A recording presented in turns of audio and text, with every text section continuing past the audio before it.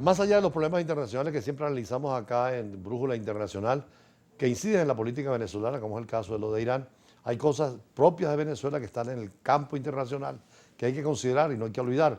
Por eso invitamos a Rajim Murillo, internacionalista, graduado en la Escuela de Estudios Internacionales, pero también profesor universitario e historiador. El tema del Esequibo, cuántos kilómetros son, qué significa para Venezuela y en qué situación está en la Corte Internacional de Justicia. Bien, feliz año, estimado embajador, feliz Gracias. año a todos los que nos ven a esta hora. Bueno, el Esequibo es uno de los grandes temas pendientes de la vida venezolana. Son 159.500 kilómetros cuadrados que equivalen a todo el occidente de Venezuela y el centro de Venezuela. En dimensión internacional es la segunda disputa territorial más grande del mundo, después de Sahara Occidental, y también equivaldría a la suma de Cuba con República Dominicana, ¿no? Para tener una idea de la dimensión geográfica. 100 veces Nueva Esparta cabe ahí. Bueno, sí, hay distintas mediciones, ¿no? de equivalencia. Es mucho territorio, digo, es la segunda más grande del mundo, ¿no? Entonces, bueno, Guyana introdujo el año pasado una demanda en la Corte Internacional de Justicia, la sede está en La Haya, en Holanda, bueno, con la intención de adueñarse definitivamente del territorio. La Corte Internacional de Justicia en el primer trimestre de este año debe decidir si acepta o rechaza esa demanda guyanesa. Venezuela ha dicho, y Venezuela, cuando digo Venezuela, la representación del país la tiene en Naciones Unidas, la tiene Maduro. Entonces, y eso ha sido también histórico, mucho antes de Maduro. Chávez, todos los gobiernos venezolanos han sido contrarios a ir a la Corte para resolver el tema Pero siempre. estamos en la Corte, dentro. Sí, aunque no quisiéramos, estamos en la Corte. eh, Aunque bueno, se ha rechazado esa presencia allí. Pero la Corte va a decidir si acepta o rechaza la solicitud de Guyana, la demanda de Guyana en contra nuestra. ¿Cuál es la tesis también del Parlamento, sobre todo de quienes seguían a Guaidó? Bueno, la Asamblea Nacional el año pasado sacó una resolución impecable, perfectamente escrita, donde aclara cuál es la posición histórica de Venezuela en la materia, la de la Asamblea Nacional, y está totalmente acorde con la posición oficial del Estado venezolano de toda su historia. O sea que en eso hay coincidencia entre el gobierno y la oposición. Sí, creo que es la única que hay, lo cual a su vez es positivo porque es un tema que es interno de Venezuela, pero que también es internacional, como usted decía. Es de cara al mundo y es un problema serio en el que hay muchísimos intereses involucrados allí. Entonces este año no hay decisión, si le dan la razón a Guyana, se queda con ese territorio. Bueno, ahorita se está en una etapa de procedimientos, ¿no? La Corte está evaluando si tiene la capacidad o no de asumir el tema, si tiene una jurisdicción sobre el tema. Si la Corte acepta lo que planteó Guyana, bueno, ahí entraríamos ya en un juicio, en la Corte Internacional de Justicia. Ahí las opciones de Venezuela serían pocas y sería una situación bastante delicada, porque bueno, ahí nos pondría en varias disyuntivas. Si asumimos también la demanda y participamos, o rechazamos y decimos no participamos de ninguna manera, o la otra opción es, bueno, hacemos una contrademanda a Guyana y todas tienen sus pros y sus contras y entrañan riesgo. Porque, por ejemplo, Venezuela no es una potencia mundial como para decir, bueno, no, se rechaza todo y no aceptamos nada y bueno, nadie va a venir aquí a hacernos Porque nada. los guyaneses lo que quieren es que se le dé validez al laudo arbitral de 1899, donde le dan ese territorio a Gran Bretaña, que es lo Sí. que Venezuela contraría, ¿no? Sí, exactamente. Guyana, lo fundamental que está pidiendo Guyana a la Corte es que ratifiquen el laudo arbitral de París de 1899, que Venezuela lo considera nulo, írrito, inválido, ilegal. También está solicitando la isla de Anacoco, en la que he tenido la oportunidad de estar varias veces, y eso es una base militar venezolana.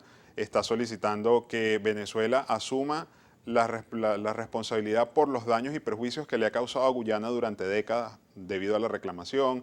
Está pidiendo bueno, la delimitación marítima, los espacios marítimos adyacentes al territorio terrestre. Está haciendo unas solicitudes, incluso llegan a solicitudes exorbitantes, ¿no? que están pidiendo ellos allí. Ahora, el Caribe, en todos los estados que les dimos nosotros petróleo durante tanto tiempo, no nos dan ningún apoyo, sino todos para Guyana. Eso es correcto.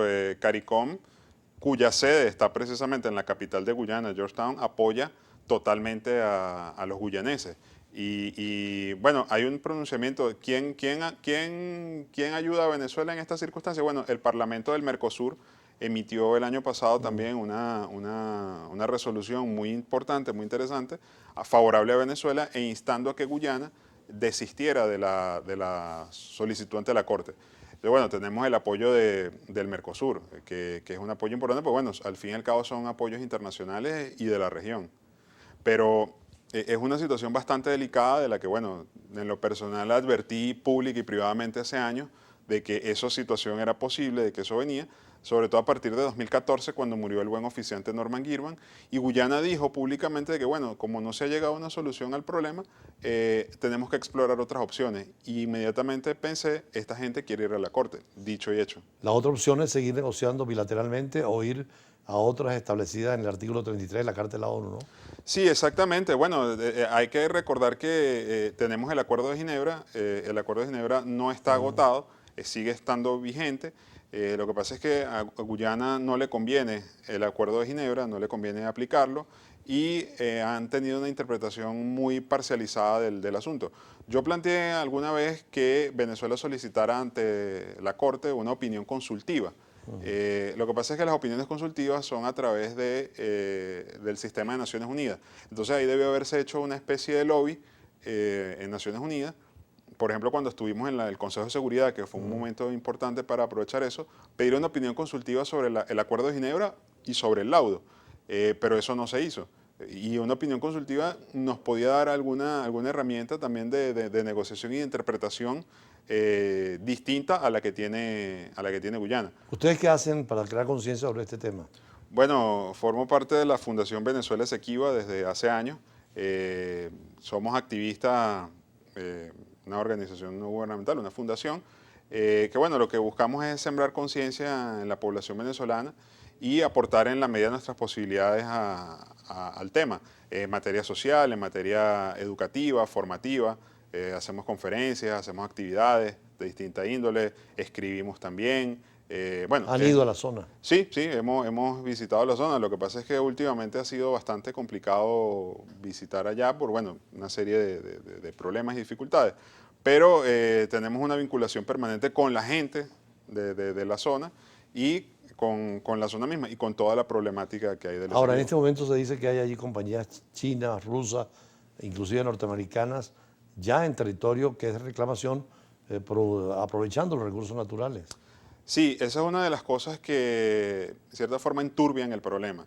Hay unos intereses muy grandes, muy poderosos allí. Hay empresas norteamericanas, hay empresas chinas, hay empresas rusas, hay empresas canadienses, empresas inglesas, hay empresas de todas partes del mundo que tienen unos intereses en el petróleo que se ha descubierto y en los recursos minerales de la zona, el oro, el uranio, el hierro, el aluminio, los diamantes, etcétera. Porque no solamente es el territorio que vemos allí en la imagen que nos han puesto ahorita, sino Catarata del también Caiteo. la parte, no solamente del territorio, sino que es la cara del Atlántico, la salida al mar, porque el derecho el territorio genera derecho al mar. Sí, la costa del territorio Esequibo son como unos 250 kilómetros de largo y eso genera 150.000 kilómetros cuadrados de territorio marítimo, que son muy importantes para el país porque es la salida libre al Océano Atlántico, a las aguas internacionales, a la libre navegación mundial. Esa imagen que estamos viendo ahí es del Salto Caiteo, que está ubicado precisamente en el centro geográfico del territorio Esequibo. Esa es la catarata y el atractivo turístico más importante que tiene la zona y tiene 226 metros de altura esa catarata. Y bueno, es un sitio, por cierto, que Guyana lo utiliza mucho y lo explota mucho con fines turísticos, ¿no? Ahora Y ese territorio debería propagandísticos. ser no tocado por Guyana y sin embargo está actuando allí. Sí, porque Guyana tiene la posesión del territorio y tiene la administración, pero está buscando ahora la soberanía, es decir, ser el dueño, el propietario indiscutible del territorio. Precisamente, bueno, para explotar los recursos naturales que hay en la zona. Y ese es parte, bueno, de lo que ellos, bueno, es lo que ellos están buscando en la Corte Internacional de Justicia. La situación es bien complicada.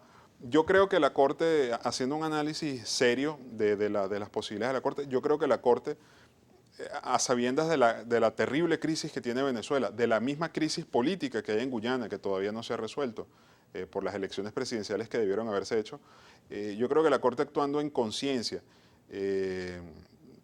Y un poco por humanidad, yo creo que la Corte va a desestimar la demanda de Guyana. Ese es el deseo de los venezolanos, hay que ver qué opinan El deseo. los juristas, ¿no? Son 15 jueces de todo el mundo que están allí decidiendo y hay que actuar. Ahí afortunadamente hay criterios comunes, como decías, del gobierno y la oposición, para no reconocerla sobre la competencia de la Corte Exactamente. y para buscar otros caminos, ¿no? Sí, es así. Yo tengo la esperanza, como usted dice, los venezolanos todos decíamos que la Corte rechace eso, porque si la Corte acepta, pone a Venezuela en una situación mucho más difícil, mucho más complicada en la que está, y bueno, nos deja en una disyuntiva que puede ser muy dañina para el país. Bueno, profesor Rajif Morillo, vamos a hacer un foro posterior con varios especialistas porque el tema amerita, sobre todo informar a los venezolanos. Es un territorio que tiene muchos recursos naturales y sobre todo la salida al Atlántico, que como usted dice es vital para nosotros. Así llegamos al final del programa de hoy de Brújula Internacional. Mañana, como siempre, con el choque de las imágenes, la fuerza de las palabras y nuestros análisis en profundidad. Muy buenas tardes y seguimos siempre en análisis de la noticia internacional.